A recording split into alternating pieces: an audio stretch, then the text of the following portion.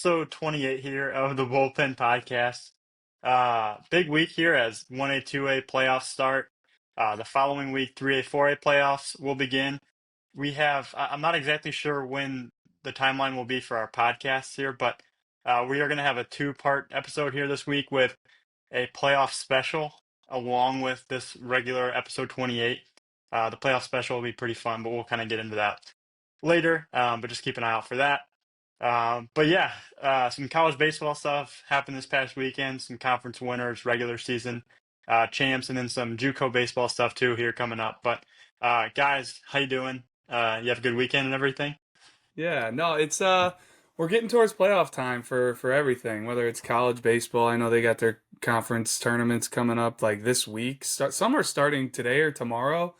A lot of JUCO stuff happening with the World Series getting decided, and I know we were just briefly talking about some of our alma maters and some of their postseason uh I guess fortunes, you would say, not success for Indiana Southeast. But no, I'm good, Gav. I'm good. I'm excited for this episode. Yeah, I'm good. My good friend got married, so gonna be a busy summer with some weddings on the docket. But yeah, I didn't get to see a game this weekend, but yeah, Lewis. I'll just get into the college stuff, I guess, on my own here. They got bounced out of the regional. They had a tough regional. They had Grand Valley State in it, Northwood was in it, and then Missouri S&T because they won the GLVC. They got in that way. Lost the first one to Northwood, beat S&T, and then lost to Grand Valley. So they are done. But it's their first regional in 13 years. So props to the boys. Hopefully they can keep it rolling over there. Heck of a year for them. Yeah, A lot of local guys, a lot of totally. Illinois guys kind of making noise for them too, which is always cool to see. Yeah, they dominate that like Chicago Catholic League too. Like George Bilecki, Hmm. um, he's one of their best players. I know he's getting some draft looks. Marist. Then where did Cosen go? Was Cosen Warren Yeah, he was Warren, so Township? he's a public school, Northern Illinois suburb guy. Yeah, he was Yeah, the player of the year for the whole conference. He just absolutely raked. So I think he's gone though. I think he's a senior. He's bouncing, but Bilecki's going to stay. He's got one more year. nice. Yeah, and the Illinois State Redbirds, I think their regular seasons, they got third. They tied for, or no, they didn't tie for third, but they are third. But I think the Missouri Valley tournament is actually here in Bloomington Normal. I think it's at ISU. Um, oh, Dane is confirming it is. So hopefully maybe I can pop out to a game or something. It'd be fun to get out there if time allows, but we'll see. Yeah, Southern Illinois though, and Illinois Chicago, they tied for second in the Missouri Valley this season. And then big shout out to Eastern Illinois. They won the Ohio Valley. SIUE finished second in that conference. So some Illinois teams doing well here. And then one thing that I saw last week come through, Ethan Eberle, he pitched against Wake Forest for Louisville through 6 innings, struck out nine, and allowed 3 runs in the game. So pretty good outing there for him. And Drew, I know you said he's kind of been like a weekend starter the past month or so for Louisville. So Don't um, quote me on that, but I do think I've seen some stuff where he's definitely getting the ball in yeah, much bigger innings, and Louisville's having a great year. And what I love about them too is like they're loaded with Illinois and Wisconsin products up and down that lineup. You look at guys playing well for them, and then you factor in like Gavin Colleen, who was there last year, but now he's at Tennessee doing what he's doing. He's a Wisconsin product. Shoot, Zion Rose is down there. You've got Eddie King. You've got so many Illinois guys. Alex Alicea playing the infield. He's a Wisconsin guy. So they get into this area really, really hard and do a good job. And Ethan Eberle, yeah, as a yeah, freshman, doing what he's doing, Gav. I know you got a lot of looks at him last year. yeah, yep. But one thing also that I just saw this morning, scrolling Instagram, Justin Osterhaus, I hope I'm saying that right, at Purdue Fort Wayne, in a game, I think it was on Thursday against Wright State. He went 5 for 6 with 4 home runs, 8 RBIs, 5 runs scored, and then he also earned the win on the mound as well. So kind of a crazy stat line there, but he's out like Grand Rapids, Michigan, is where he's from. But just thought that was an interesting nugget to point out. Well, you toss that in there, and there were a couple things that kind of piqued my interest with it. Like one is Doug Schreiber's the head coach at IPFW. Like I coached one year for Doug at Purdue. So getting to see him, and I saw a picture of like senior day at IPFW, and they gave him a really cool like home plate plaque, which fired me up. But I dug into IPFW's roster and their schedule and their stats, and one thing I noticed was Camden Karchewski is leading their team in hitting over like 320. But he was a 2021 grad from Joliet West. His dad's the head coach over there, Coach Karch. Started his college career at Triton. Karchewski did, and went to IPFW after Triton. And seeing him, leading a team in hitting, playing in Division One baseball, that definitely deserves a shout out there. Yeah, and I mentioned some of the JUCO stuff, just having some JUCO news to talk about. But Lakeland, they are headed to the Division One JUCO World Series. Heartland is headed to the Division Two JUCO World Series, and I just wanted to add in that Madison College is as well. They're kind of a local JUCO, and then Oakton, they're headed to the Division Three World Series. So three Illinois teams are representing each division for junior college baseball. I think it Yeah, just give goes to Tyler what you got show. on this. I just think it goes to show how good baseball is in this state. And that you can go to a really good program right out of high school. It doesn't have to be a Division One school, right? Go JUCO, go play right away. And look at these schools. I mean, they're playing in big games, right? They're going to the World Series. It doesn't get any better than that. And I had a couple nuggets there, like Lakeland making it to the World Series. I believe this is their first trip there in a long time. I'd have to look it up to get the numbers exactly right. But Julio Godinez, he's originally from the Chicagoland area. You mentioned Eastern Illinois earlier as far as like winning the OVC. Like Julio was an assistant at Eastern Illinois. We called him out earlier in the fall, maybe like beginning of the winter, because I think Lakeland had the most commits from the Illinois State games.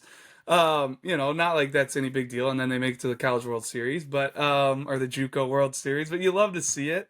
And Julio, he always comes and works that Illinois State games. Him and one of his assistants, whether it's Gabe Black or somebody else, it's come over and really like absolutely crush it at that event.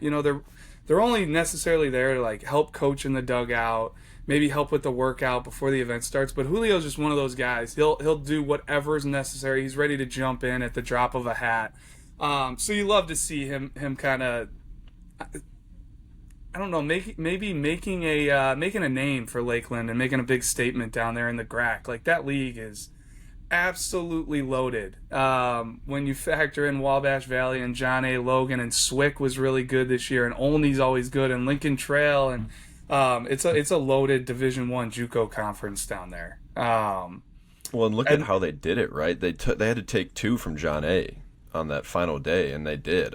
Super so impressive. I mean, what a way to do it! It kind of reminds me of when I saw, who was it, Indian Hills versus Wabash. I was just like running around for Dave Seifert like my first year. Drew, I don't know if you remember that. I don't remember who you saw. It was Wabash and Indian Hills. And yeah, Indian Hills had to take two from Wabash, and they did. And I got the worst sunburn of my life, but because I thought I was only gonna be there for one game, but I was there all day. Yeah, was that at South Suburban? Maybe. Yeah, I remember that now that you say that. Yeah. Yeah, I was but gonna call out too, like EIU and Jason Anderson. They've been producing high level prospects like Hayden Birdsong. He's a Mattoon grad. Made his way over from Lakeland to EIU. Now he's in the big leagues. But Trey Sweeney, like the Detroit Tigers, I think are one of the stories of the major leagues. I'm not super locked into the MLB and what's going on, but I did like happen to look at the standings, and I saw Detroit was playing really well, and Trey Sweeney is like an everyday big leaguer pretty much, and not to mention Javi Baez kind of figuring it out up there. I don't know what they're doing to get him hitting over 300, but I thought I saw that. Playing center field. Just a couple interesting nuggets that came across my desk. This isn't fully baseball related, but Eastern Illinois continues to like blow my mind just with the fact that they're not like a power five, power four school, whatever. But you look at like the football pedigree they've had with some guys that have like players and coaches that have come through. Like it's unreal, to be honest. And then obviously the baseball factored into it as well lately. Like that's awesome to see. Like just a Illinois school kind of in a smaller pocket of the state. Just getting some awesome stuff on a national level too. So And just off the top of my head, I've got three guys from EIU as far as the NFL, but I know there's more because you got Sean Payton, who's originally a yep. Naperville guy. You've got Tony Romo, you got Jimmy Garoppolo. I know there's been more. Like I know Henry Dahmercant went there. He was a Naperville North grad back in the late '90s and led the nation in scoring in basketball at EIU. So I had to throw that one in there. But yeah, Henry Dahmercant, he was an absolute stud for any old school Uh, Illinois historians that listen to this podcast. I I'm trying to double check here so I'm not making something up, but I believe Mike Shanahan coached or played at Eastern Illinois. I Um, wouldn't put it past it, yeah. I kind of want to double check this just to make sure. Because there's other guys in Uh, the NFL that are like EIU grads that aren't just, are not coming to my mind right now. Same with the big leagues. Like there's been some really good baseball guys that have come through EIU as well, as far as like coaches, stuff like that. So I know we're yeah, so he giving the played Panthers from some love right 1970 to now. 1972, and then he was the offensive coordinator in 1978. So yeah, he did have some time at EIU. Nice. Nice. Well, glad we can throw some love to Charleston, Yeah. Illinois, Jason Anderson and the crew down there. But yeah, Keep it looking going. Good over at luck in some the high. postseason, Jason. Oh, sorry. No, you're good. Yeah, looking over at some high school conference winners now, Drew. If I'll let you guys kind of run through this if you want. Yeah, if anybody wants to take it, feel free. I mean, there's just been a couple things coming through the pipes here with postseason getting near, playoffs getting near. I know all the seeds and brackets are out and everything like that, but some conference title winners are coming to fruition. Some player of the years have actually been like thrown out there already as well. So just a few. Like we were at the Brother Rice game on Saturday. They took down St. Lawrence to take the Chicago Catholic League Blue regular season title. St. Francis won the Chicago Catholic League White as well. Joliet Catholic won the East Suburban Catholic League. And then you've got what Normal Community is they're Yeah, going to capture the Big 12 conference title as well, right, Gav? yeah, I believe the Big 12 is done. I was kind of looking at some games just to see if they played at all this week, and it looks like they don't, but I haven't seen anything like announced officially that Community won, but they are 17-1 and they're leading the conference by a pretty good margin right now, so I would think that no one can catch up at That's this a point. that's So, a decent conference record. yeah. 17-1. And their only Um loss was to Chase Reinhardt at Normal West. So, pretty good stuff there for Reinhardt too. That is. It's a great call out. And I know there's some big matchups this week, like to decide some conferences or at least to get some seedings and stuff like that. But like Edwardsville plays O'Fallon this week. I know the Fox Valley League has some conference games still going on as well. So more to come with that. But some player of the years in some conference, like I've been blown away the last few days watching Brother Rice and Gavin Triesenberg. And he took home the Chicago Catholic League Player of the Year. I know he was hitting north of 450 on the season. I know those awards tend to just be how they play in conference. So it's not technically their year long stats. Like you put in your conference stats. So what Gavin hit in conference, I don't know for sure. Versus like what some other guys did. And then Brandon Thompson, he took down the East Suburban Catholic Conference, the ESCC. He took down that Player of the Year award. I think Jake Matisse got the Pitcher of the Year award for Mount Carmel in the CCL Blue.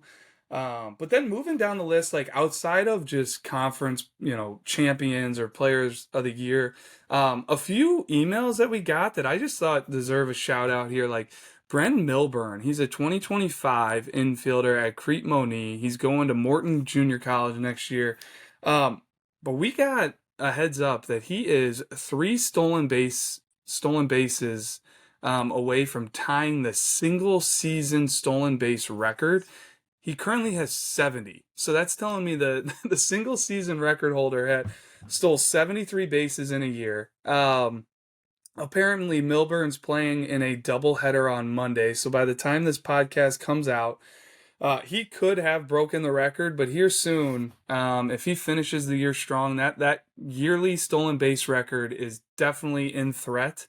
It's under siege. And then he also is at 165 career stolen bases, which is currently sixth all time. So we'll have to do some digging to just see like what number one is for career stolen bases, if that's even within shouting distance of where he's at. But I thought that was definitely something really impressive. Like 70 stolen bases would be an impressive career, you know, number of stolen bases. And for him to do that in 1 year is kind of nuts. And then Patrick Connors as well. I think Hinsdale Central won 6 games last week, but he had a huge week offensively, went 14 for 18, but he stole 10 bases on the week, which broke the school record for stolen bases in a season.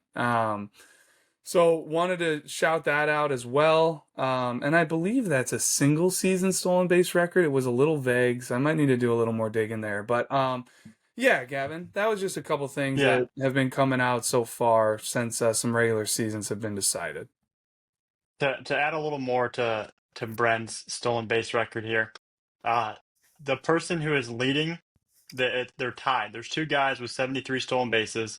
It was Jeff Burton from Odin in 1988, and then Joe Perez from Chicago. It says Lane in parentheses. Is that Lane Tech? I would imagine, yeah. In 2001. So it's a long time there since that record has been broken. So if he Jeez. can do it, that would be pretty impressive. Well, we'll keep you Um, posted if we get word that he breaks it. yeah, Yeah, maybe yeah. next week.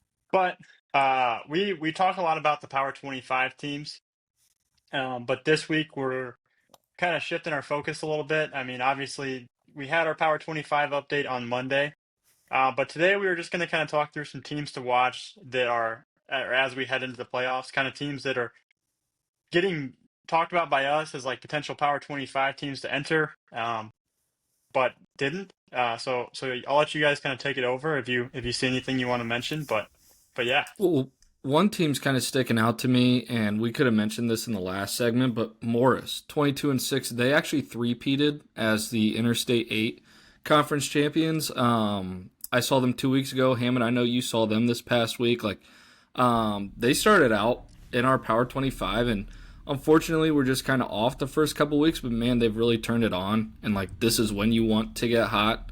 Obviously, their playoffs will start next week, so.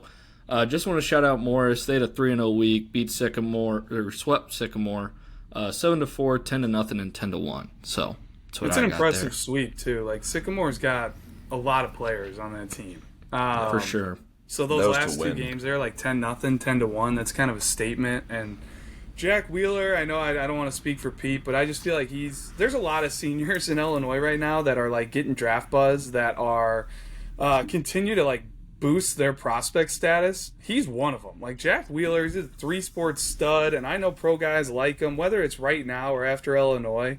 But he's tearing it up on the mound and at the plate for Morris, and definitely catching some eyes as far as pro scouts are concerned.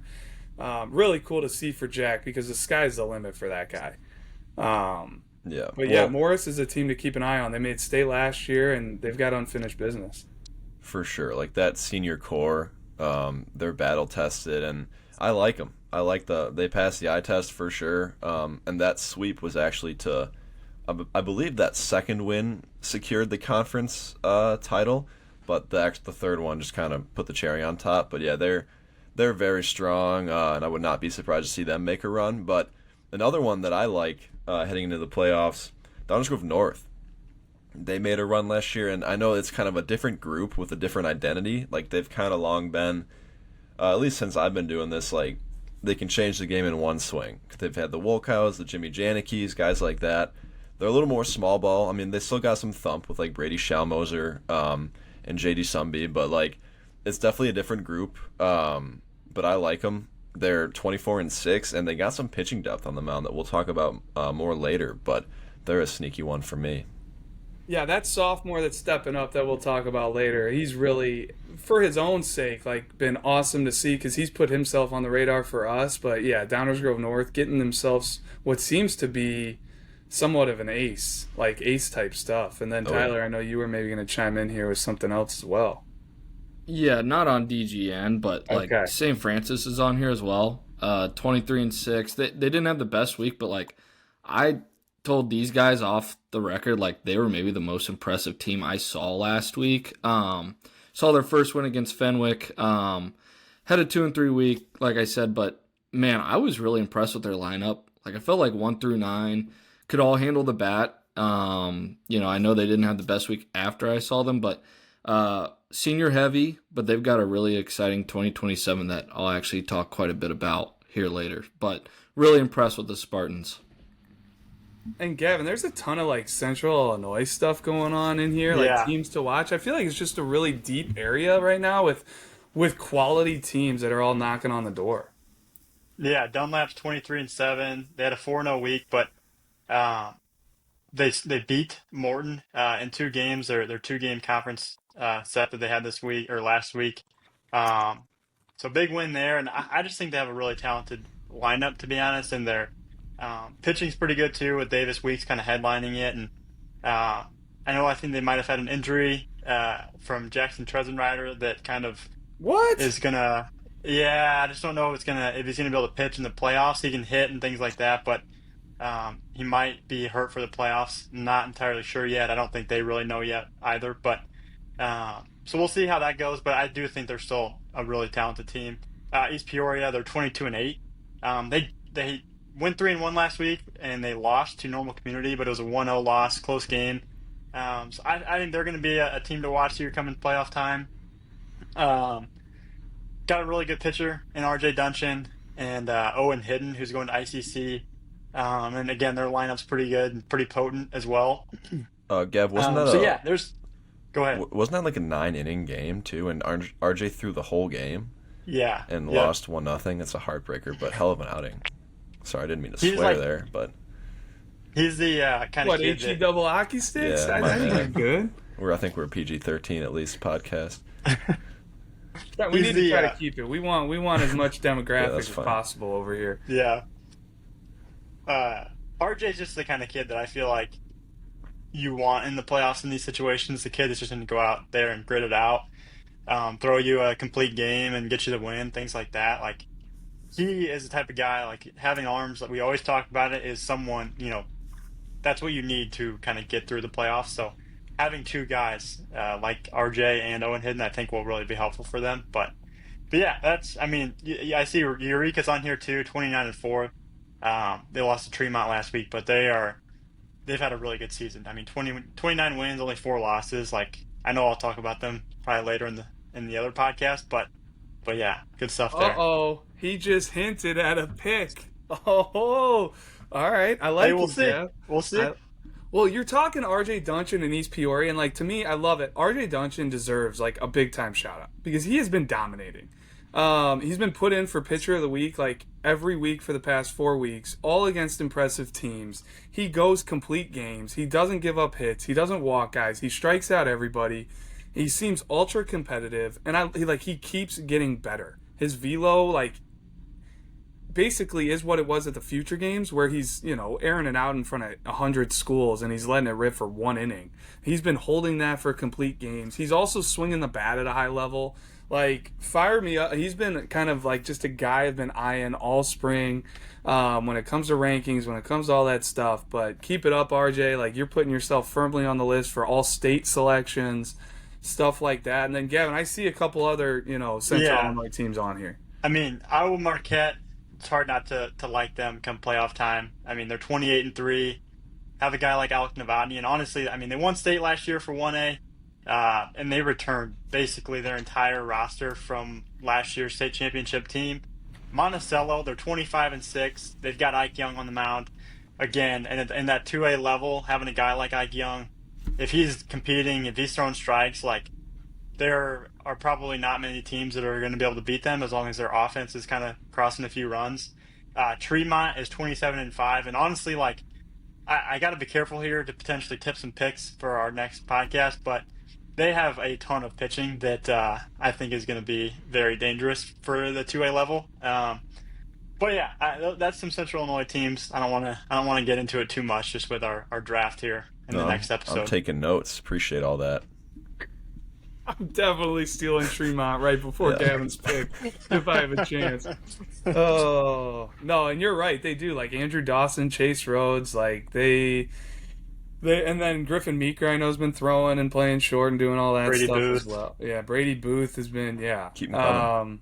Which shoot, I don't even know. Like Griffin Meek or Brady Booth, like who plays short, who plays second there. It probably depends. Dane, you may know, because you've seen both and seen them on the mound and stuff like that. But there's a few other teams here. I don't know who wants to get in, but Hampshire up in the Fox Valley, like they're riding the ship. They're 25-7. They're a team that we were high on preseason.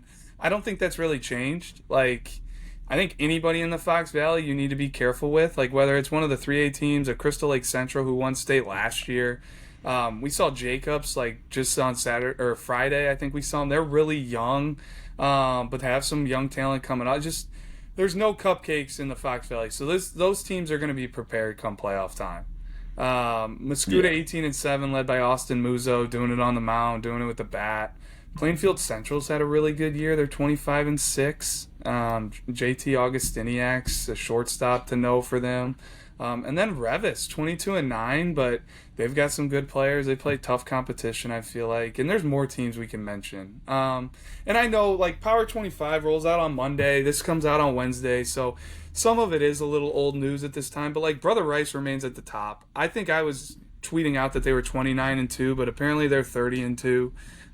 So I was wrong on that coming into this week. 30-2, won the CCL. But I kind of want to just, like, two teams jumping in that I deserve, like I think they deserve just a little like holler on the podcast, like Hersey, team we've been eyeing all season. They've been like on the brink, every single update. They'll beat a couple good teams, they'll lose a couple games, and maybe make it tough to put them in. But this week, a win over Libertyville, I think, kind of just cemented it. They beat them 7-3. They jump in for the first time at number 16, and they're 24-6-1. Lincoln Cossero, Keegan Luxem at the top of the rotation. They also have Riley Blackwell that's been throwing the ball for them as well. But definitely a team to know there. And then Lockport, they jump in at number 25. And we had a big discussion like Sunday night. We were going through all the teams and who should jump in. Because there's a lot of teams with really good records. And it's like, okay, Lockport's, they're 20-10. Like that's tough. That's a lot of losses for a team to be jumping into the Power 25. But if you really break down and look at Lockport's schedule and who the heck they've played, I think they've got a top five, strongest schedule in the state. And then you just look at what they did this past week, and I think that's really what did it for us. I'm looking at my sheet here, but 2 wins over Lincoln Way East. One of them over Jack Bauer. They beat them 4-1 and 8-3. Lincoln Way East was ranked number 11 at the time. On top of that, they take down Lincoln Way West 5-1, who was ranked number 9 at the time. And then their only loss was a battle against Manuka 10-6, and Manuka was ranked number 3 at the time. They're actually up to number 2 now in our Power 25. So like Lockport to me is a super interesting team. They've got depth on the mound with like the Trey Shafts of the world. You got Jack Sheik. You've got Austin. I think it's Wingy coming out of the pen there. He's a kind of pretty dynamic closer for only being a sophomore, but he pumps it 90-92. And every outing I've seen from him has been really impressive. So just a little color there on some teams that jumped in, Gavin. Some teams at the top, and we can keep this thing moving.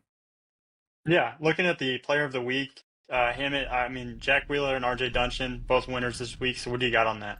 Yeah, Jack Wheeler. I'll go with him first.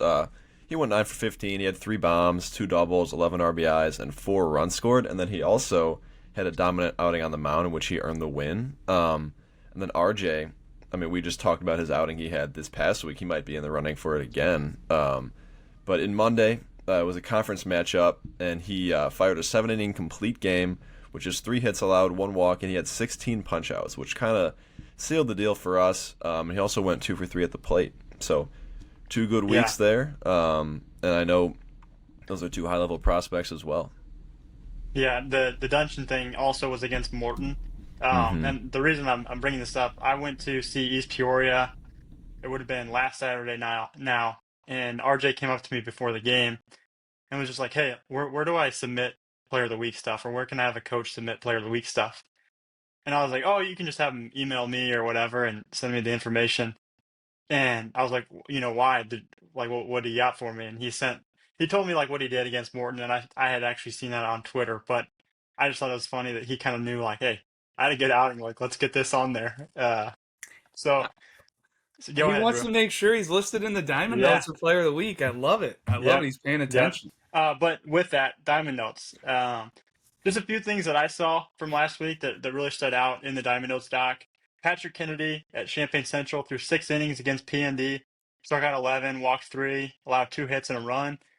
Kale Custer at Rock Island Allman went 8 for 13 last week with a homer, 5 doubles, 4 RBIs, 6 runs scored, 7 stolen bases, and a walk. And then Hayden Bernreuter. He's done it all year. It's every week now at this point we're talking about Hayden, but for Triad, right, 6 for 12, a triple, a walk, 2 RBIs, 4 runs scored, stolen base. But then on the mound in a conference game against Mascuda, complete game, 7 innings pitched, just gave up 1 hit, 2 walks, no runs, and punched out 11. So a John A. Logan commit there. Also wanted to touch on Patrick Kennedy. I know we talked about Lakeland earlier. That's where he's going. So more reinforcements on the way for the JUCO schools here in Illinois. But Drew, what do you got? Well, Bernreuter, we've talked about him on this podcast, but I mean, I get into the beginning of this podcast and I just steal all the thunder from Jack Wheeler and RJ Dungeon, not realizing that you're gonna touch on them for Player of the Week. But that's how much they've been standing out, is they've just been on like the top of my mind. But like Hayden Bernreuter for Triad, I mean, I'm a huge fan of like Triad's team. And when I think about it, like he's a guy in that lineup, you can't make a mistake to him because that like he could leave the yard at any moment. And Triad's got a couple of those guys. Like when you factor in Keegan Sipe, who's only a sophomore, those are 2 left-handed hitters in that lineup. So no, I just wanted to touch on that. And Hayden Bernreuter, like the Jack Wheelers of the world, like so many of these other seniors in Illinois that are just continuing to elevate, he is right there with them. And it would be no surprise if that guy, in 1 year, 2 years, 3 years down the road is being talked about, from a draft perspective. Yeah. And then moving over to our coverage, or go Yeah, ahead, Drew. Gab, Sorry. can I actually interrupt you one because Yes. I had a couple things on my mind as you were talking there, going through Diamond Notes. But you know how I know you are just super comfortable in Central Illinois and just locked in on every team? When you casually go through the list and you just drop a PND on us for Peoria Notre Dame like that, Yeah, like yeah, it yeah. was absolutely nothing. Like we all know exactly who you're talking about. But yeah, PND Peoria Notre Dame. Yes. So I love it. You're getting comfortable. But for anybody else out there who's maybe not as comfortable in Central Illinois, he was mentioning Peoria, Notre Dame. That's who Patrick Kennedy had that strong outing against. But I Great, love it. I great, great love it, call Gav. out there. Yeah, I was cracking up in my head. But yeah, what do you got on this new little thing we're doing Yeah, here? so we're gonna try and do this a little bit different. It's not really a draft, but it's gonna probably be draft style, I guess, where we're just kind of going around the horn talking about some different like topics, I guess, within our game coverage. So just for example, like we'll talk through like best performance from the week, best overall prospect, best starting performance on the mound, things like that. So I think we'll each kind of go through, and there might be some sections where like I don't, for example, have like a best relief performance, but just something to note. We're gonna kind of change it up a little bit. But I guess we can kick things off unless you guys want to get into anything before we do. All I, good? no, I think the whole thing here is like we're trying to, at least in our heads, make this more conversational, while still getting all of our points across that we want to from the games that we see. And instead of, Gavin Smith just going through 4 games and talking about them in a row, just what he saw, like, I think this could spur some conversation. We'll see. We may add categories next week. Like, I, I think the cool thing is between the 5 of us here on this podcast, I don't even know the exact number, but there's probably, when you go through like best performance or best overall prospect, probably close to 15 games, like 30 teams potentially that we're choosing between. Um, Give or take, maybe 12 to 15 teams that we saw. So, like, there's a lot of players in the Rolodex, I guess, that could fall into like best performance category, best overall prospect. And this isn't the best overall prospect that we've seen this spring. Like, this is just from our game coverage this past week, basically since the last podcast, that stood out. So Yeah. that's what I have, yeah. Our first topic here is going to be best performance. I got my guy listed here first, so just kind of a quick backstory on my game. I went to see Dunlap and Morton. Dunlap ended up winning that game 8-0, but the game that I was at, in the fourth inning. I think it was the top of the fourth inning. It got suspended due to weather. Had a bad storm come through Morton that night, or the Peoria area really as a whole. So they ended up playing, I think, on the day after or the Thursday after. But anyway, the best performance from that game was shortstop Davis Weeks, Dunlap 2025 going to Michigan State. From what I saw, he was 3 for 3 with a triple, a double, 3 RBIs, and 2 runs scored. But he ended that game 3 for 4. I think he must have had one more at bat or something in the rest of the game that they played. But it was really impressive. And I think the thing that most impresses me with Davis is that just over the years since I've seen him, he's just continually gotten better, both on the mound and just as a position player too, with the bat defensively. Like he looks like a real prospect, like shortstop prospect, just defensively, like really, really confident hands. And I'll get into that later in a different section, but that was my best performance. So uh, Davis Weeks, big game there for Dunlap. Well, before I get to my guy, I want to shout out Davis again. Last summer, I think it was a tournament at Rantoul. He's playing shortstop, and I swear it's probably the best play I've seen from a shortstop since I've been doing this. It was like this crazy ball in the hole.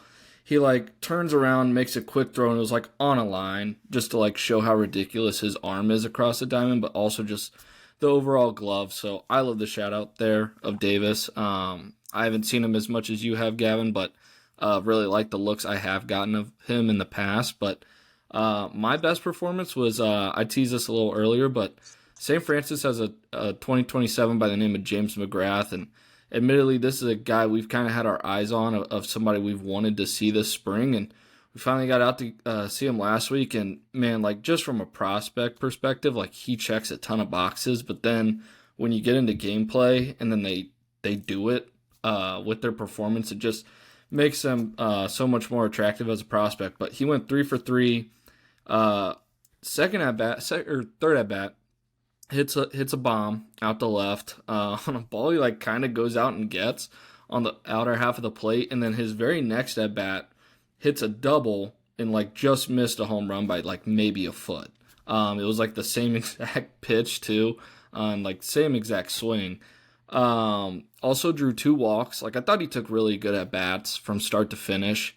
Not a ton of chase. Like seemed like he really like had a good feel for the strike zone in this game, and knew what he wanted to swing at and what he didn't want to swing at.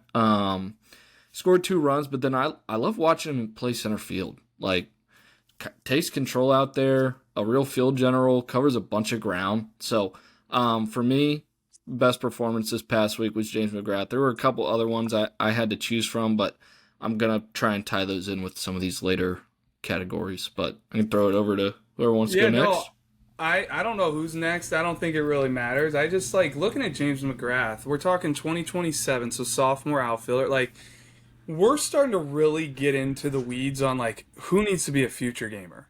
That's a topic of conversation. Like every game we're deciding to go to, when we get done with a game, hey, did any 27 show well? Like we've seen a decent amount of 27 outfielders, I felt like last week, and he's definitely put himself in the mix of like, okay, like James McGrath is a real prospect. He ran a 6.90 this past winter. He's 6 foot, 190 pounds. You talk about him playing center field, like that's a kind of a physical, more like a Corey Less type of like frame potentially coming on for James McGrath. And Corey playing center and running the way he does, James McGrath with that physicality, being able to run and hang in center, I think boosts his prospect status. Like he's not just a right field, left field guy. He profiles at all 3 spots. And then 98-mile-an-hour max exit velocity. You look at his blast numbers from the winter too, Tyler. Like I was breaking those down. He averaged 73.5, which is like top of the scale for someone in his grade for the nation. He's checking a lot of boxes, really is what I want to say. And if he's doing it in game, and what I loved about it was like how easy the ball was coming off the bat in those videos. So no, that's what I had on him. And I think Peter and I want to combine on our best performance because it really encompassed the course of 2 games. First baseman, right-handed pitcher Brady Cunningham for Brother Rice. Staying on this theme of 2027s. He's one of the top 27s in the state. for me. Really physical. Uh, ran really well this past winter at a showcase. But to me, it's all about what he did in the batter's box. Big physical right-handed hitter. And when I saw him, Pete, like his first three at bats, all over the barrel. I saw him against Mount Carmel on Wednesday. I think you then followed him up and saw him against St. Lawrence. Hmm. And then I saw him again on Saturday. But it was really the game against Mount Carmel and then the first game against Lawrence. Well, was just all over the barrel. Did it all for Brother Rice in that game. Really professional at bats. Went 3 for 4 with 2 RBIs and a stolen base in the game I saw. And then I know you had an even louder performance. Yeah, I mean, he was doing it against a good arm as well. He went 3 for 4 with a home run that he literally just like flicked the other way, opposite field. So insane strength in that bat, and then a double to his pull side. He had 3 RBIs and a run scored, and then he also earned the win on the mound. And basically to force that next game to see who would win the conference. Like if they lost that game, they lost the conference. So a lot on the line there. He went 6 innings with just 3 hits, 2 earned runs, 2 walks, and he punched out 3. So impressive all around showing. And his like we've talked about it, he's a freak. The bat to ball with the strength he has is very, very impressive. That kid, the hit tool is very real. And I have finally decided that I like the bat more. And the If, R? Yeah. And the yeah, beautiful thing for him is he does them both extremely well, and he's not going to have to quit anytime soon. for So sure. time will tell on that one. But no, the feel to hit and the polish and the ease with the power attached, you don't see that out of Hmm. sophomores. Like, it's just, they don't really make people like that at that age. And I think he's got plenty more to come with the frame. Like, despite how just physical he is stature wise, like he still looks young in the Yeah, he face. looks like like a baby, and not in Yeah, a bad way, but like the young looking face, like it's not exactly what you shaving. want. Yeah, Yeah, from a projection standpoint and more to come and like plenty to dream on and so huge, huge showing over the course of 2 games for him. Dane, I think you might have seen a pretty good performance from a guy that we've become really familiar with seeing down there in the Southern Illinois area. Yeah, I got to see Joe Chirotto on Tuesday against Belleville East. Alabama commit on the mound. He threw a complete game shutout while striking out 8 batters, only allowing 1 hit.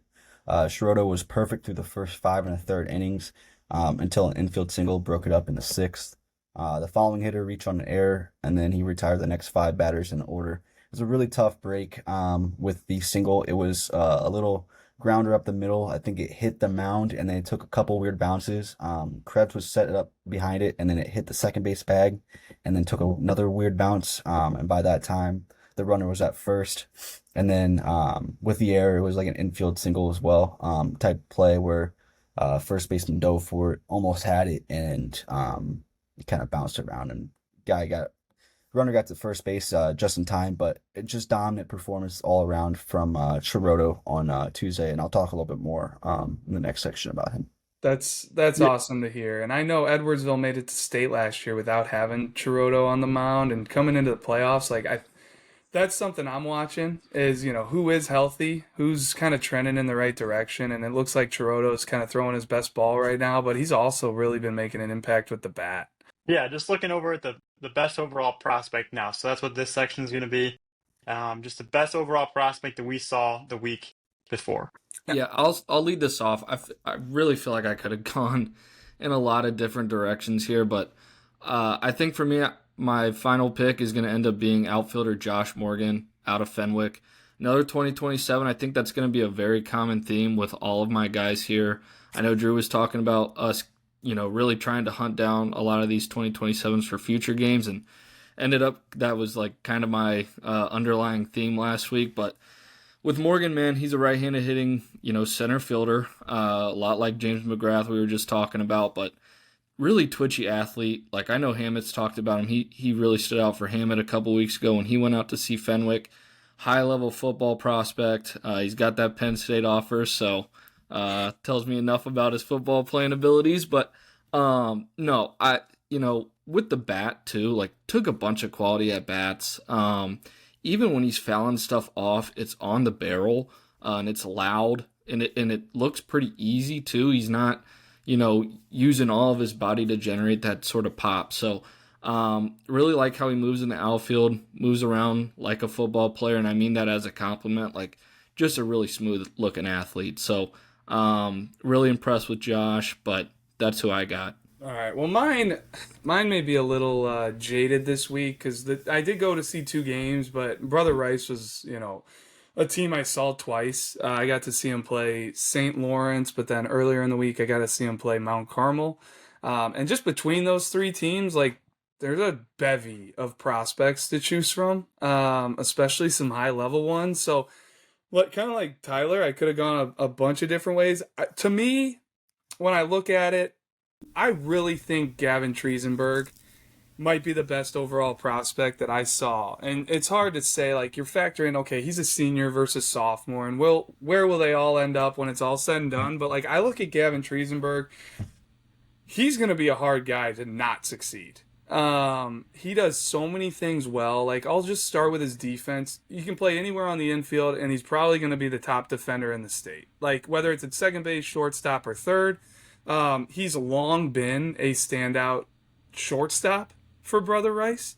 Um, they're in a really unique position where like they have Jackson Natanic, who can play shortstop about as well as anybody in the state as well, but he also closes for them. So they can play him at second base. They can save his arm a little bit, use him out of the pen. They also have Colin Campbell, who's a sophomore committed to Louisville, who can flat play shortstop. So right now, what they're doing for their best defensive infield is they're putting Campbell at short. They're playing Triesenberg at third, and he hasn't played a ton of third base, I'm guessing, and he looks ultra natural over there. Like it is super easy. I mean, if it's hit his way, he's gonna make the play. Now, I say this, and I did see him make an error. Um, it was a very weird ball that was like a capped line drive that in between hopped him, and he thought it was gonna come up on the turf, and it stayed down. I don't know how it stayed down on turf. It was a weird ball, but I've seen him now probably play in probably 10 games over the last 2 years, and that's the first error I've seen him make. If it's in the glove, it's out of the glove probably quicker than anybody else in the state. Like that glove to hand release, the freedom and ease and confidence he has in releasing the ball from any slot and flicking it across the diamond and get something on it is really impressive. Um, his understanding of the game, the way he slows the game down is it's unlike a lot of other high school players. He's never in a rush. The way he runs the bases, I saw him get a dirt ball read at second base where he got an incredible prep. I don't know how they teach, base running at Brother Rice or how they try to do leadoffs at second base, but his prep step, reading the pitcher's looks, the pitcher had looked back to home. He had probably gained 10 feet on his secondary, and then I think he read down angle on the ball. It's halfway to home. It hasn't hit the dirt yet, and he's already at third base. It was the most instinctual base running play I've seen in a long time. It goes unnoticed. People almost probably thought he was stealing the base with how quickly he got to third. But to me, it was a quality secondary. He's reading the ball in the dirt, and he's taking off on down angle, doesn't even see it down. So we'll have to talk to Coach McBride or Gavin about that one at a later date and see if I'm on that. But that's just him playing defense and running the bases. He leads off for Brother Rice. He hits at the top of the order, hitting north of 450 on the year. He's got plenty of doubles, but like it is so simple, so repeatable, so relaxed. His takes are up there with Jaden Fauske as the best takes in the state. He tracks the ball deep into the zone. He lays off spin. He uses the whole field. He was all over the barrel. Now, in my two games, he went L8 plus plus hard and easy. He walked. He went F8. He went plus plus line drive down the left field line for a 2-run double. Singled hard to left, flew out hard to left. He walked and he flew out to right in a plus plus AB. It's just every time he's at the plate, he's on the barrel. There's no swing and miss. There's no chase. It's just a baseball player, and the body keeps getting better. The tools keep ticking up. I know I'm going off, but like the best players in the state give you a lot to talk about. So it's easy to talk about him. And he's just a guy to me that like, as he climbs the ladder, he's going to be hard to keep off the field. So obviously I got a lot of praise there for Triesenberg. I love the mannerisms. You would never know if he's 0 for 4, 4 for 4. He just goes about his business, leads by example. Um, Really, really strong showing for him, for me, and just a guy that continues to get better. So thanks for letting me go off right there, boys. No, I think that's all warranted for sure. He's been highly impressive every time I've seen him all year. But sticking with Brother Rice, it's going to be hard for me not to go with Brady Cunningham here, so I just am. I mean, we already mentioned it. Like the bat is real, and just the versatility. Like I know he plays first base for him, but he can move on the infield if needed, third base. And being a 6'7", if not even better than that runner, he could play in the outfield, I'm sure, if he needed to. So there's versatility there. And then looking at what he can do on the mound, I mean, we've had him up to 90. He was up to 88 for me in game, holding it pretty well, was holding mid-upper 80s. And the curveball was actually the best I've ever seen it, showing good late depth. And he actually flipped in a little slider as well. So just a lot of different things to like with Brady, especially the bat. And when you look at like how much better that kid just gets year after year after year, and how much he's going to improve, there's just so much to like there. And I just continue to be a big fan of him. Yeah, and then I had once again Joe Shiroto for best overall prospect. I talked about what he did on the mound, but at the plate he continues to produce. The last game I saw him, I kept stuck around for the Glenwood game against Edwardsville. And he hit two pull side home runs in that game, and he continued to show very well in that game. And then he continued that in this game against Belleville East, going 2 for 4 with a double. Just all over the plate. Just great player, great prospect. Alabama got a get, and he's going to be very interesting to watch as and we go forward. Yeah, and then or go ahead. Sorry. I just want to say, like, I know we've touched on some guys that have been doing it all year. I feel like Joe Chirotto fits that bill as well. And it seems like just his overall profile, like what he's doing with the bat now is really starting to stand out to all of our scouts that have been out to see him. Dane, I know he's done it for you all spring. Hammond, I know you really liked the look you got with the bat when you saw Edwardsville. So just want to shout that out, like a big time two-way guy, much in that same, cut from that same cloth as like a Hayden Bernreuter for me, where they're just studs on both sides of the ball and really helping lead their teams. But Hey, with Drew, what do you Chiroto, got? I just want to shout out, like, he's got a young one coming up, boys. He's got a younger brother, Nicholas Chiroto. He's a 2028, and he's getting varsity time at Edwardsville. Tells me everything I need to know. We need to know exactly who he is. We need to see him. He's going to be a prospect. If he's playing for the Tigers as a freshman, that means he's doing a lot of things right down there for Coach Funkhauser. Yeah, he can pick Outside it of just being a good baseball player. You're not just a random freshman getting pulled up on that varsity club. for It's sure. a great He can- call. We've seen it. He can pick it, and he's got a projectable frame. So a little different build than Joe, but yeah, Yeah, we'll like see what longer, happens there. wiry, right? Yeah, uh-huh. What's I can what hop do we right got next into- year, Gav? Like, should we keep Yeah, this thing our rolling? next topic here is going to be the best starting performance, that's on the mound. So This was a guy who was on my junior future games team a couple summers ago when I first came back to work for PBR, and like when I was around him, he seemed like a great kid. He's been playing a lot of third base for St. Charles North, but on the mound, man, leading up to this start, he'd really been on a tear. But dominant stuff. Like he only had to go 3 innings. The game got out of hand pretty quick, but got the win. 3 innings pitched, gave up just 1 hit, no walks, no runs, 6 strikeouts. Only needed 36 pitches and threw 25 of those for strikes. I'm trying to look ahead to what we have here. So I'll eventually get into what his stuff was doing, but man, I was just really impressed. Like I said, I was really looking forward to see Matt and just checked all the boxes. The frame's right. Everything from a prospect standpoint is kind of what you want at his age. So just loved it and loved that he threw strikes and had control of, both of his offerings. Man, and just hearing you talk about Matt Ritchie, like St. Charles North is going to be a team to keep an eye on come postseason. Like if they've got Matt Ritchie throwing the ball like this, they've got Keaton Reinke, who's a junior up to 90. They've got Emerson Miller, who's also a lefty junior he's thrown a ton of big innings for him this spring. the way Genki can coach, like they're just I would keep my eye on St. Charles North. To add to that point real quick, Drew, like they enter a big time series with Geneva starting today. This is Monday. I know this podcast will release Wednesday, but that series decides who wins the Duquesne conference. So they're entering with like on an 8-game win streak, I think. When I saw Okay. them play Thursday, that win brought it to like 8 games, so it might be even 9 right now. I don't know that off the top of my hand, but I know they haven't lost in a while. So What I love is like one of Geneva's top players right now is a sophomore as well, Mason Brush. I don't know if I'm saying that one correctly. It could be Breach, but yeah, he's a sophomore that's been throwing the ball well for Geneva, upper 80s, kind of a unique mover as well. But if we're sticking on best starting performances, I'm going to shout out Braden McKendrick.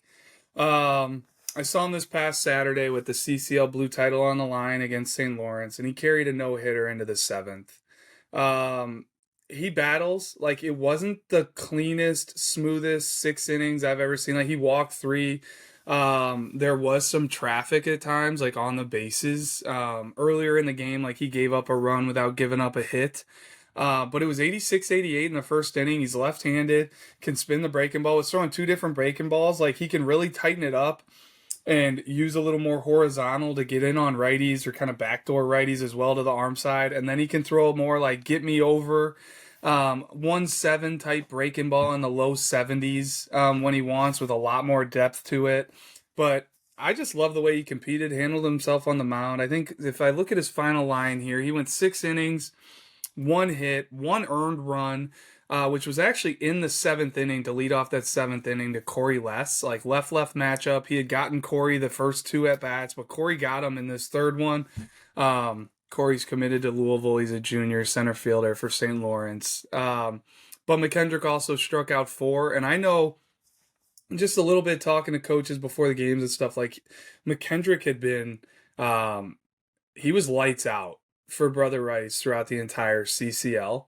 I don't know the exact numbers offhand right now, but he definitely, I would have thought, would have been in the running for that pitcher of the year. And then I see we got a Central Illinois performance down here as well. Yeah, on Saturday I saw Muhammad Seymour versus Mount Zion. For Muhammad Seymour, Mason Orton, left-hander, committed to Northern Illinois, starter for them. He impressed as he struck out 11 batters through 5 and 2/3 innings, surpassing 200 strikeouts in his high school career. I did see him get the ball after that strikeout, so he has that in his possession. Fastball sat 86-88 with our arm side run. Mixing a slider that sat 76-78 with depth and late actions. Orton showed confidence on the mound, getting himself out of a couple of difficult situations. Between the 3rd and the 5th innings, Orton struck out 7 of the 10 batters that he faced, only allowing 1 to reach base.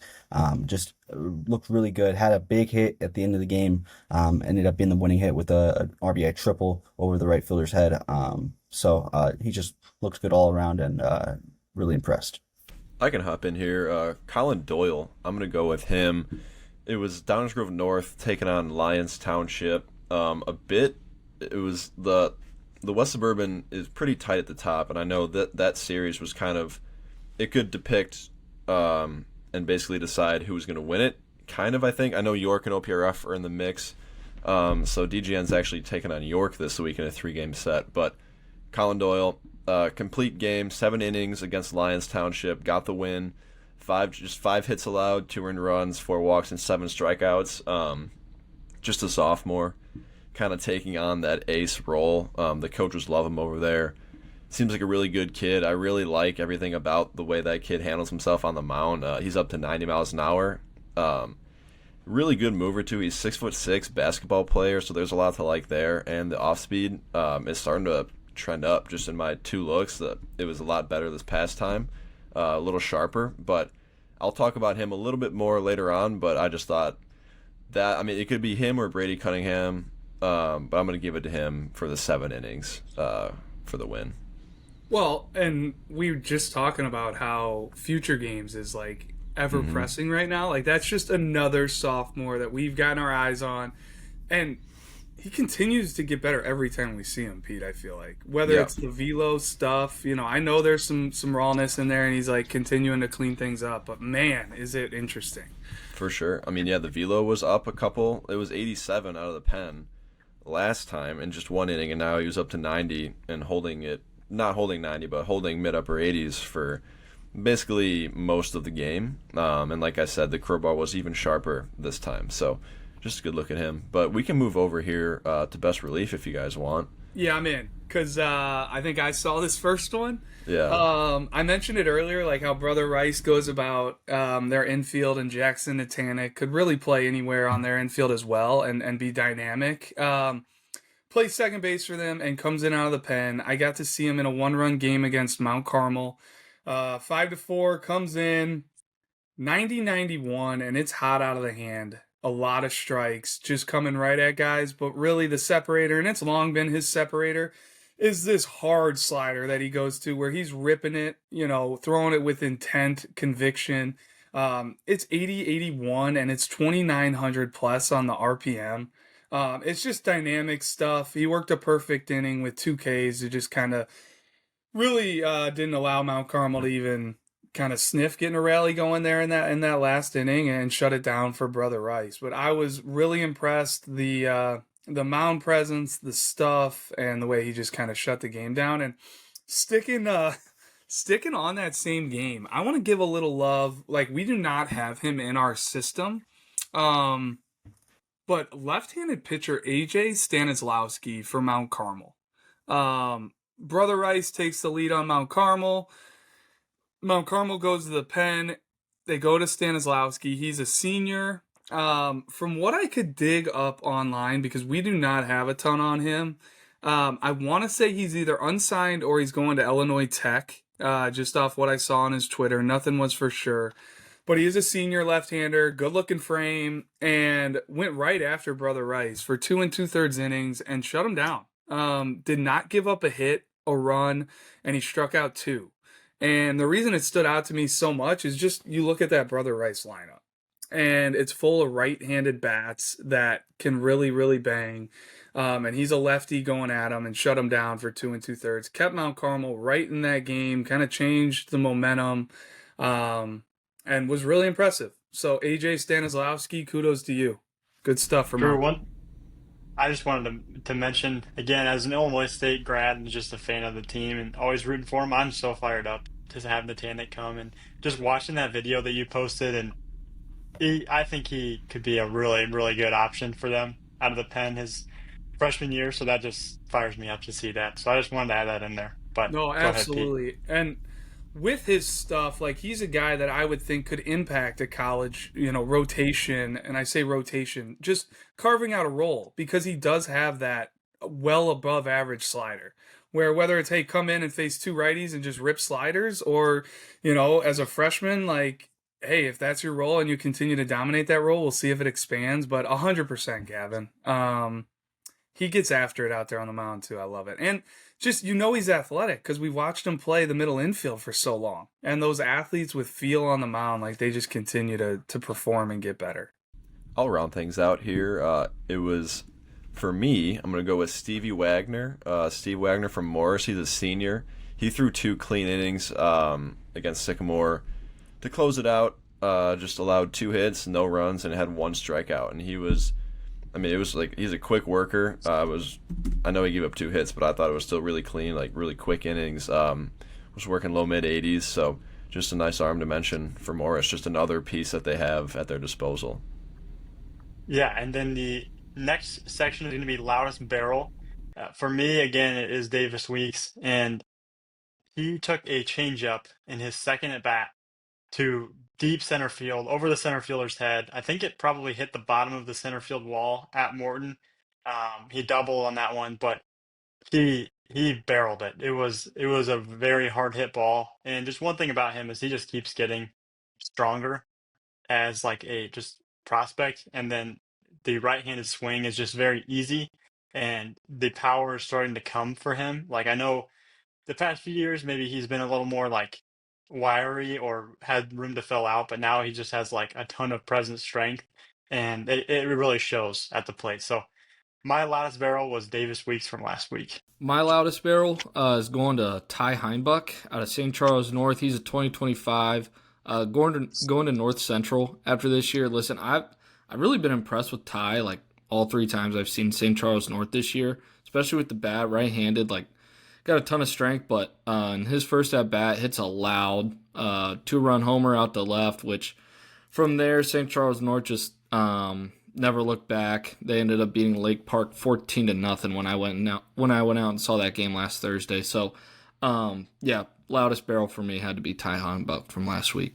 Mine I'm going to choose from Saturday. 0-0 game going to the bottom of the second. I don't know for you guys on Saturday, but it was a lot different than Wednesday. Wednesday when I was out, it was a warm day. The winds were blowing out of the south. Balls jumping out of the yard.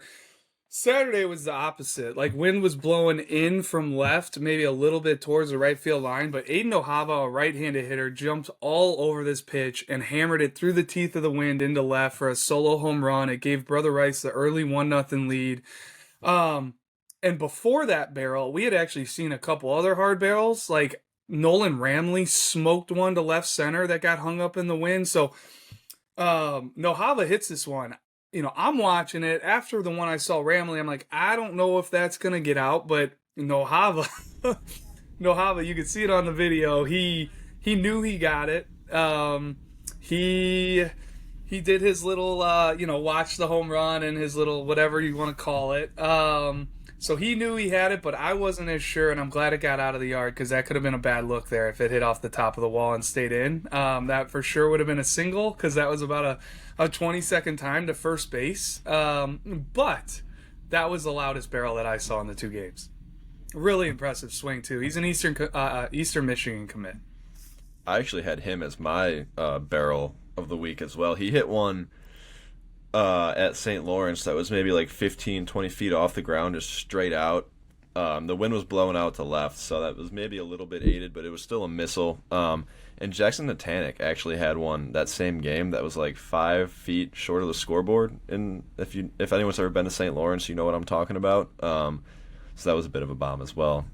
Well, so I feel like I've been giving a lot of love to some committed guys here. One uncommitted guy that showed well for me, Mount Carmel first baseman Anthony Chavez.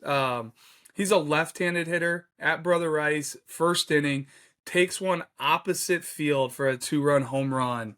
Really impressive swing. And then he actually followed it up with like 2 other really loud barrels, both to the warning track for outs. But impressive look for me, and that was probably the second hardest barrel that I saw in the week. Just shout out Anthony Chavez, left-handed hitter, first baseman. Body looked right, like 6'3", long levered with more strength to come, and a lot of loud contact in my look. Yeah, and the loudest barrel for me was from Andy Antonacci from Sacred Heart. Griffin, 2025 Heartland commit. Might be known more for his arm. In this game, he hit a solo home run over the right field fence in the first inning to give Sacred Heart Griffin an early lead over O'Fallon. Then later in the game, he hit a double, so he's making a lot of impact at the plate. But that was a loud barrel from Antonacci in that first game. All right, and then let's look over now. We're going to go with Clutchest moment at this next spot. So what do we got here? I'll lead it off. I had to work this guy into this category. I'm going to use this category as like most web gems. I know our next category is going to be top defensive prospects, but I already have 2 guys for that, so I didn't want to bog it down with 3. I'm going with outfielder Jace Koth out of Jacobs. Left kid, true center fielder. Made like 2 diving grabs out in center field. I want to say one had runners in scoring position for Crystal Lake South at a game I saw Friday. This kid just made play after play in center field, so I just wanted to give him his due. Another 2027 that impressed over last week. And then my clutchest moments came from the O'Fallon versus Father McGivney game I saw on Wednesday. Cole Becker came up to the plate with game tied at 4 runs apiece in the bottom of the 6th. And connected on a 2-run single into left field for the winning hit over Father McGivney in a Power 25 matchup. Just very fun stuff to watch. DH 2026 to keep an eye on. I already went off on this prospect before, so I'll keep this quick. But Gavin Triesenberg could really pick it. I don't know if it was like the clutchest moment from both games that I went to, but one that stood out to me was Daniel Coyle, one of St. Lawrence's best hitters. He's a 2026. He was up.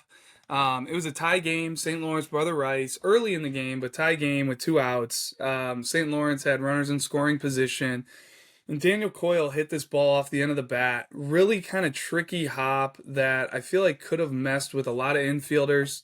Um, but Gavin Triesenberg was able to get it on the short hop, acted, and the way he, for the moment, the way he handled the ground ball and flicked it across the infield, you would have thought he was in the backyard with his dad. Um, just horsing around with how easy and relaxed he made it look. But yeah, he fielded it cleanly, flicked it across the first base for the final out of the inning, and kind of squelched that rally that St. Lawrence had against their best hitter. And that was the moment for me that stood out. I actually tweeted that one out as well, just because I thought it was a good play, and I don't think the video did it justice. But it's out Yeah, there. and That was a this next cool section thing is to going get to on be the video. best defensive play or defensive prospect, however we want to go about it. But for me, it is just like the best defensive prospect. And again, for the third time, I'm going with Davis Weeks. Like during in and out, it was so impressive. He just looked so confident with his glove, and he walked around like he just knew he was a good defender out there. There was a play they kind of on while doing in and out, they kind of he was up on the grass and they hit it to him and it kind of bounced around a little bit, took a bad hop. And the ability to just like change direction so easily and move his glove over and not even like make it look weird or unnatural. Like he was just so athletic with it. And then to uh like transfer it to his hand and then on like the run throw it off to the like kind of at a lower slot. He was able to change slots a lot. Like just and it was accurate. His throws were accurate to third, to second, across the diamond to first. Like it's just so easy. It looks exactly like you draw it up for a shortstop. So I was really impressed with his defense. And then honestly, I wanted to mention Owen Adams too. He is Morton's shortstop. He's a 2026 uncommitted name to know there, but just again, he's kind of more like he's kind of got like a wiry frame. It's not as like built as Weeks, but I just like the way that he moved around there at short. Again, he had some accurate throws on throws to third and then over to first too. Lighter arm, but it's accurate. Moved around well up the middle there, but yeah, those are my two defensive prospects to know. Another tie. I talked about this last section, but I've got a tie with two 2027 shortstops. First one I'm going to start off with is Carson Trivellini out of Crystal Lake South. Watching him pregame, to me, it's just the actions are how it's supposed to look. Very fundamentally sound, I felt like, during pregame IO. Then you watch him in game, just the pre-pitch actions to me, it's like he is so engaged, so locked into the game. It's really impressive defensively. Like the glove really works. The arm is like deceptively strong across the infield as well. Another guy who was a JFG for us a couple years ago was on my team. I promise there's no bias, but great kid. He's also a great basketball player for Crystal Lake South. I want to say he was all conference in the Fox Valley this past winter, but defensively, it's just that's how it's supposed to look when you go out and watch a high school shortstop. Drew, I'll let you hop in here if you want to before I get into my next guy. No. The only thing I was going to say was it seems like there's quite a bit of bias going on with former Yeah. JFGers. But Yep. no, no, it's because they're good players, right? Yeah. And they continue to develop. Who's the next guy you were going to mention? JJ Obaldo. Now we've talked about him on this podcast before. Stood out for Hammett earlier this spring. Stood out for us at our preseason All-State. Man, really flashy at shortstop. Like I feel like both of these guys kind of do it a little differently. It's just hard to miss Obaldo's glove on the infield. The glove to hand to me is just so quick, so fluid. His arm plays from any angle it needs to, but his ability to play on time, play on the move, to me is just, it's really special for that age, I feel like, and that's not a word I really throw around, but like you watch him defensively and it's special for 2027. So that's what I got. Yeah, I definitely agree with both of those, but Obaldo especially. The glove, super crisp actions. That's kind of what comes to mind for me. Like the kid just moves different. But for me, I'm going to go with Anthony Cardolano, center fielder for Brother Rice. Now, the specific play that I'm thinking of It was Corey Less hitting. So anyone that knows Corey Less, left-handed hitter that can run a little bit. So he hit one in the gap, right center gap, that was for sure going to the wall. And Cardellano made like a diving, sprawling stop to stop the ball from getting past him. Now, any other runner, he's not going to second, right? But Anthony gets up, fires a strike right to second base, perfect throw. Les did get in, but he's just a really good runner who got a really good jump out of the box. But the fact that Anthony made that even a close play was really impressive to me, and the fact that he stopped the ball in that diving fashion, then got up and made an accurate throw was just really impressive. Any other runner, he's either out or not even running on that. But he's just an advanced defender, like explosive first step that can cover a ton of ground with good reads off the bat. Coach McBride loves him, speaks really highly of him, and it's easy to see why. He's very advanced and one of the best center fielders I've seen in my time doing this, and he's only a sophomore.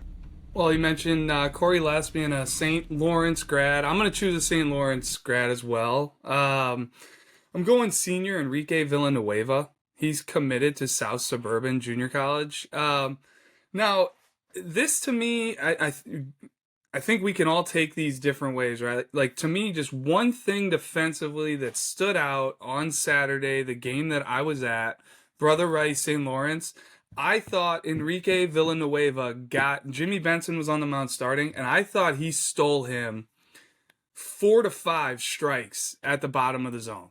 And to me, it's all credit to Villanueva. Now, hey, Benson, that's credit to you, like putting a quality pitch at the bottom of the zone. But the way Villanueva was getting underneath the pitch at the bottom of the zone and presenting it for a strike, there were like 4 or 5 borderline calls that I thought he got the umpire to bite on him, call him a strike. St. Lawrence is obviously loving it because it's a quality pitch, it's a quality presentation. They're stealing a strike. Brother Rice is hating it because they think it's down. And all the credit to me goes to Villanueva being calm, easy, the way he shows that pitch, gets underneath it, presenting it. So that was kind of my defensive play or prospect that stood out. And then my best defensive, it was going to be a play, not a prospect. I saw a lot of great defensive players, but this play stuck out to me. On Monday in the Sacred Heart Griffin O'Fallon game, bottom of the first pitch to Braden Robertson. He hits a I guess a would-be home run over the right field fence, except for Drew Ward goes up and robs it and snags it. He just looked good at the plate, but also, I mean, he had a huge catch in that game. All right, and then now we will go with our best pitch that we saw. So I'm going with Ryan Schaffnitz. He's a Morton senior going to Bradley. Shout out Dane. His changeup. Ryan Schaffnitz's changeup is probably the best changeup that I have ever seen out of a high school prospect. Like the ability to throw strikes with it, and it's just heavy fade with depth. It drops off like late. Gets a lot of swing and miss on it. So Ryan Schaffnitz's changeup is the best pitch that I saw last week. Sticking on changeups, I'm gonna go with Sam Chin. He threw 2 changeups in the game that I saw against Brother Rice, and both of them were like 2 of the best that I've seen. Now, neither of them were for a strike. They were both missed to his arm side, but the action they had, it was like super late and disappearing action, like true dive. And I actually caught one in the video that I tweeted of him, and you can see it. It's, like I said, not a strike, but just a really, really impressive pitch to be able to make a changeup dance like that late. And then his curveball as well. He was able to land that thing with ease, first strikes, whether it be in the zone or below the zone, righty, lefty, didn't matter. Really good action to it. And he's got good spin on it when we've gotten him on the track, man. I know it's about 25, 26, maybe even north of that. But yeah, 2 really good off-speed offerings there for Sam Chin, and I think he's a true starter profile with 3 real pitches.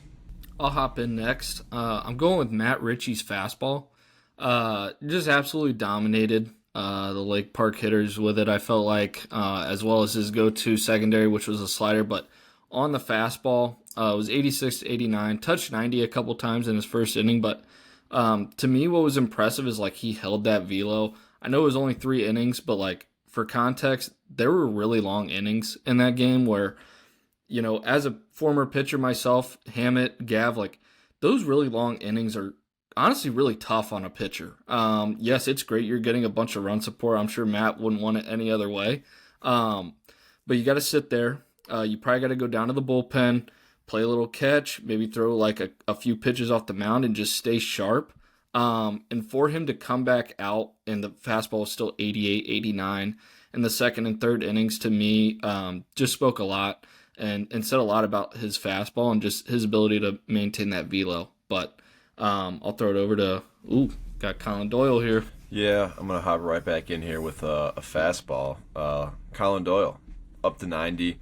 But just the fact that he's 6'6", and gets really good extension on it, like, it plays up. And you can tell just by the swings and misses that he gets on it and just the takes, like, it is, I don't know what the actual number on the extension is. I'm sure we could look that up. But like I said, it really plays up and it gets on you quick. So I think that fastball, I mean, for a while there, that's kind of what he was using to bully hitters was just the fastball. And like I said, the off speed is starting to trend up as well. So, I mean, when you get all that working together, we're looking at a really special arm for North there. But Colin Doyle up to 90, and it was special.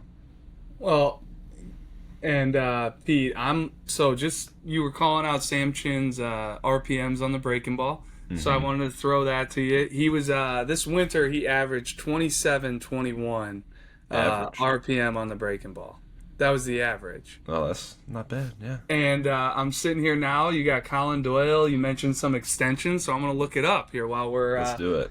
Yeah, so a fastball, we're getting average extension of 6.9. Okay. Yeah, so he's getting down the mound a little He's bit. getting down there, yeah. Yeah.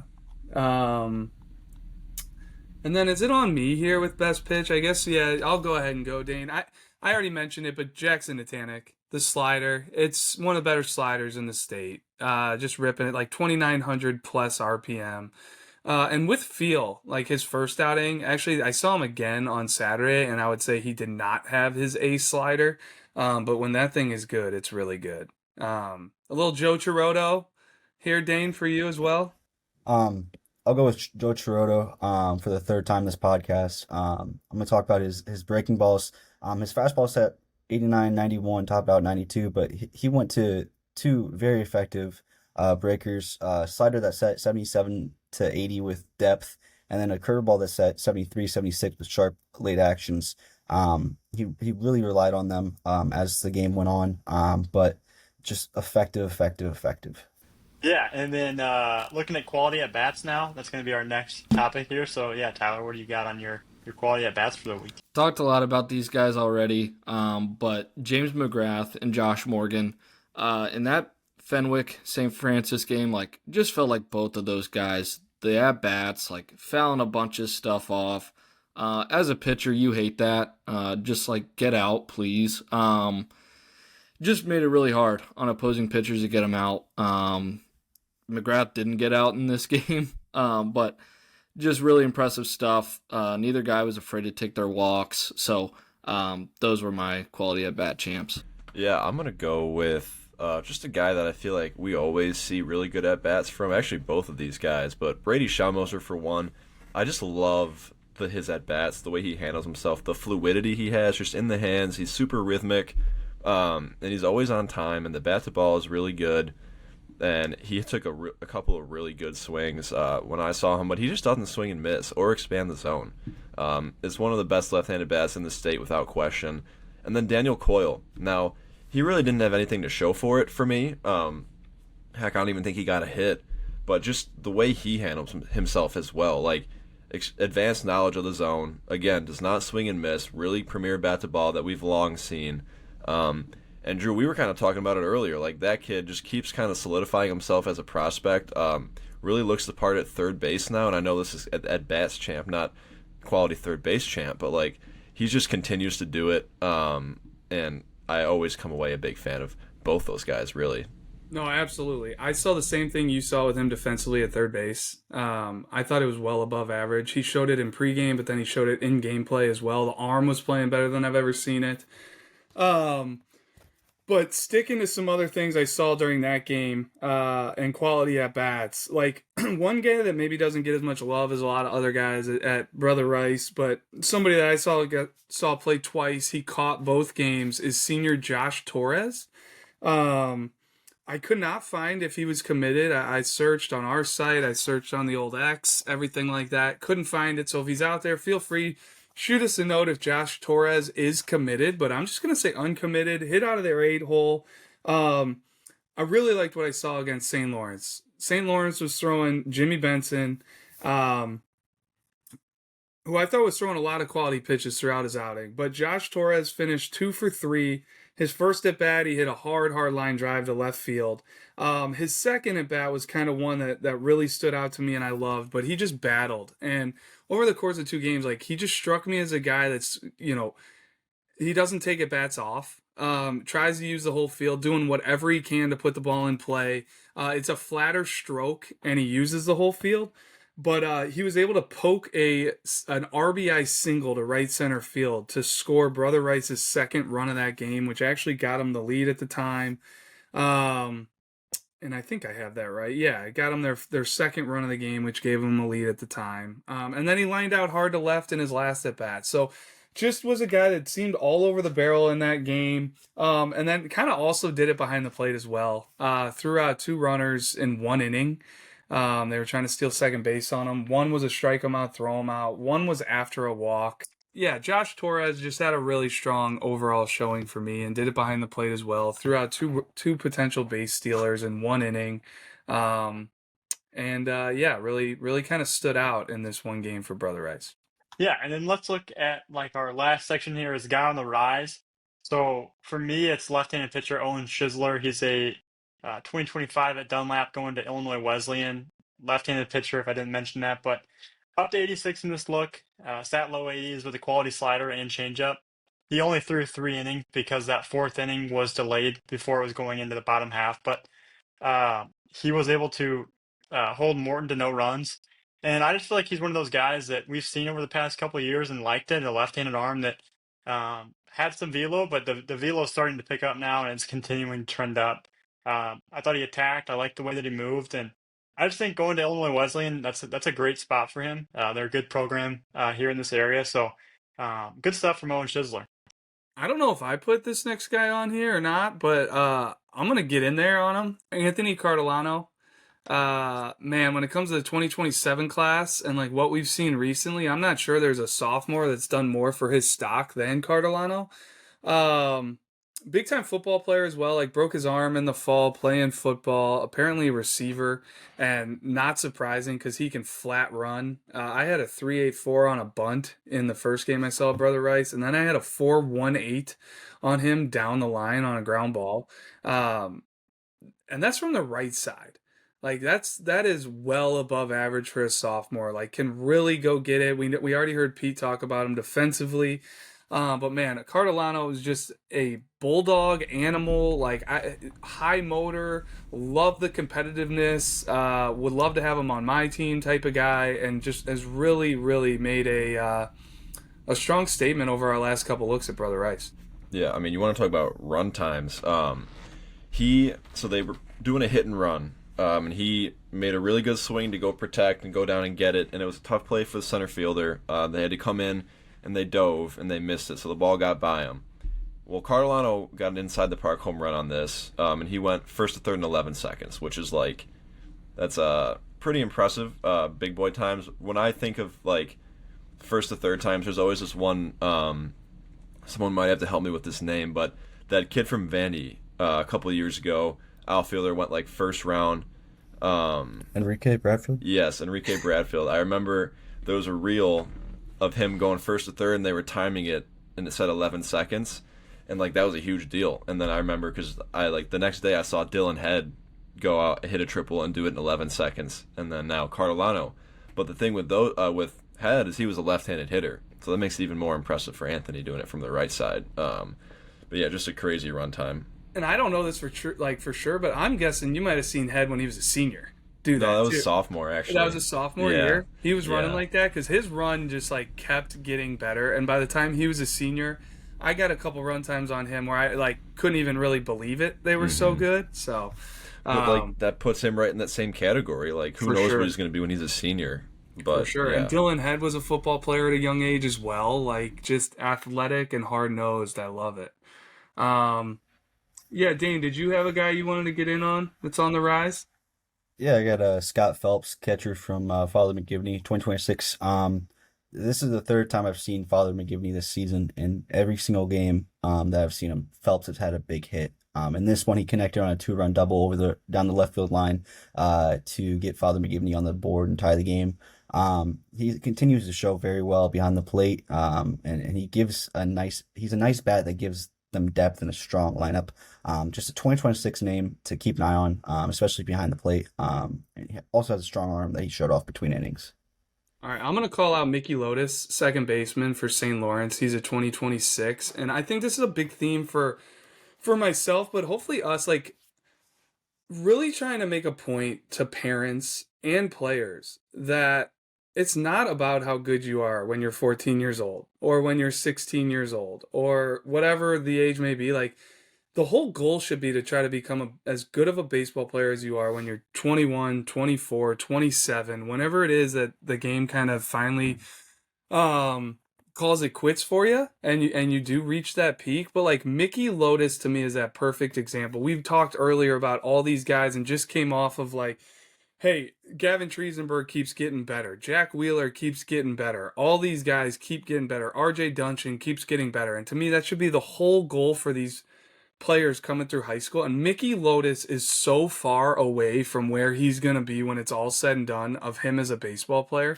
um like he's starting to tap into his tools. This winter he ran a 6.79, but you look at him, he still looks super young. He is still like not physically there where he's going to be one day.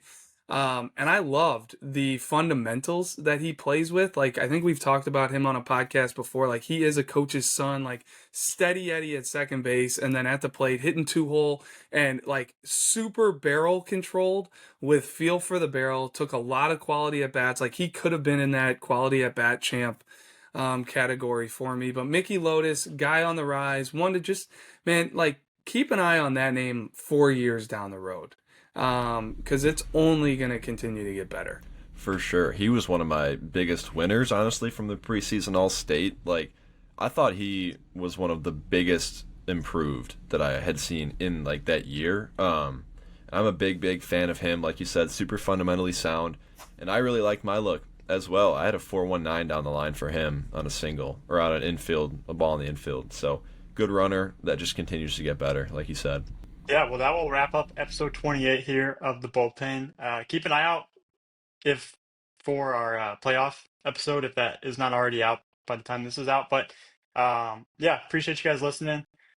Be sure to subscribe, like, comment to our YouTube, and follow us on Apple and Spotify podcasts. And we will see you next week for episode 29.